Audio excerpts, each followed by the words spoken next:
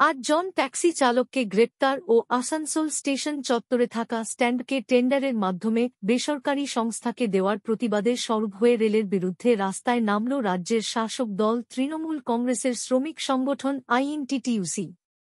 শুক্রবার সকালে আইএনটিটিইউসি নেতা রাজু আলওয়ালিয়ার নেতৃত্বে আসানসোল স্টেশন চত্বরে টায়ার জ্বালিয়ে বিক্ষোভ দেখান ট্যাক্সি চালকেরা। রাস্তা অবরোধও করা হয়। এই ঘটনাকে কেন্দ্র করে গোটা স্টেশন চত্বরে উত্তেজনা ছড়িয়ে পড়ে। পরে খবর পেয়ে আরপিএফের জওয়ানরা এসে পরিস্থিতি সামাল দেন। এদিনের আন্দোলন থেকে আইএনটিটিইউসি নেতা রাজু আলওয়ালিয়া আসানসোল ডিভিশনের ডিআরএম ও সিনিয়র ডিসিএমকে রীতিমতো চ্যালেঞ্জ করেছেন।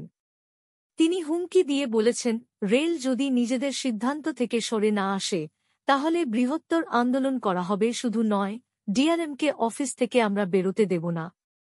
মনে রাখতে হবে, এটা অন্য কোন রাজ্য নয়, এটা পশ্চিমবঙ্গ। এদিন আইএনটিটিইউসি নেতা আরও বলেন, বৃহস্পতিবার রেল কর্তৃপক্ষের নির্দেশে আরপিএফ আসানসোল স্টেশনের ট্যাক্সি স্ট্যান্ডের 8 জন ট্যাক্সি চালককে গ্রেপ্তার করে। পরে রাতে তাদেরকে ছাড়া হয়েছে। আমরা তার প্রতিবাদে ও স্টেশন চত্বরে থাকা 5 বছরেরও বেশি পুরনো ট্যাক্সি স্ট্যান্ড সরিয়ে নতুন করে যে টেন্ডার করা হচ্ছে তার বিরোধিতায় এদিন একটা প্রতীকী আন্দোলন করলাম।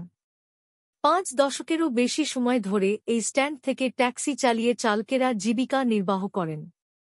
রেল প্রশাসন নির্বিচারে তাদের উপর জুলুম করছে। রেল সম্পূর্ণরূপে বিজেপির সঙ্গে রয়েছে। ওই দলের নেতাদের কথায় কাজ করছে।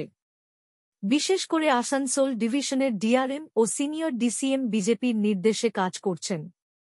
যে কারণে আসানসোল রেল স্টেশন চত্বরে ট্যাক্সি স্ট্যান্ডের ট্যাক্সি চালক ও অটো স্ট্যান্ডের অটো চালকদের নানাভাবে হয়রানির শিকার হতে হচ্ছে বলে জানান তিনি।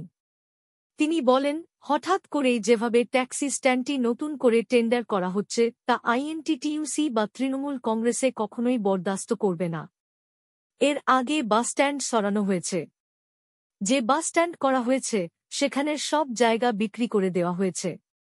রেলের পরিকল্পনা হল স্টেশন সহ সবকিছু পুঁজিপতিদের হাতে বিক্রি করে দেওয়া।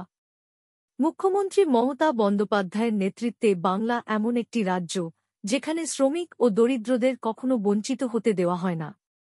শ্রমিক নেতা মলয় ঘটক ও অভিজিৎ ঘটক শ্রমিকদের স্বার্থের জন্য লড়াই করছেন।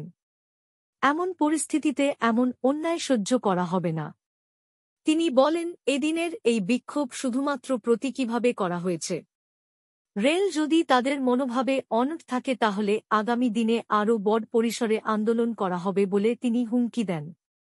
এদিনের আইএনটিটিইউসির বিক্ষোভ ও হুমকি নিয়ে আসানসোল ডিভিশনের রেল আধিকারিকরা কোন কিছু বলতে চাননি। তবে আরপিএফের আসানসোল ডিভিশনের সিনিয়র সিকিউরিটি কমিশনার রাহুল রাজ বলেন, ওই ট্যাক্সি স্ট্যান্ড টেন্ডার করে দেওয়া হয়েছে। ওই 8 জনকে ওই স্ট্যান্ডে বেআইনিভাবে থাকার কারণে গ্রেপ্তার করা হয়েছিল। তাদের বিরুদ্ধে রেল আইনের 159 নং ধারায় মামলা করা হয়েছে। পরে তাদের জরিমানা নিয়ে ব্যক্তিগত বন্ডে ছাড়া হয়েছে। তিনি আরও বলেন, রেলের জায়গায় অবৈধ বা বেআইনিভাবে কেউ থাকলে তার বিরুদ্ধে রেল আইনে ব্যবস্থা নেওয়া হবে।